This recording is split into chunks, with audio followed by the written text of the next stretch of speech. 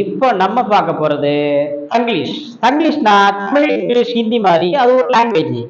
இப்போ அதுக்கு என்ன ஒரு எக்ஸாம்பிள், தங்கிலீஷ்னா என்ன எக்ஸாம்பிள் சொல்லலாம்னா, அதை பாருங்க, மாஸ்டர், நான் தான் மாஸ்டர், தங்கிலீஷ் மாஸ்டர். இப்போ வந்து பாத்தீங்கன்னா நான் எப்படி இன் பண்ணியிருக்கேன், பாதி இன் பண்ணி பாதி இன் பண்ணாம இருக்கேன். அதே மாதிரி தமிழும் இங்கிலீஷும் கலந்ததுதான் தங்கிலீஷ். இப்போ ஒரு ஸ்டேட்மெண்ட், ஒரு சென்டென்ஸ் எடுத்துக்கிறேன். இப்ப உப்புமா கெட்டு போச்சு, இந்த ஸ்டேட்மெண்ட்டை எப்படி தங்கிலீஷ்ல சொல்லுவீங்க?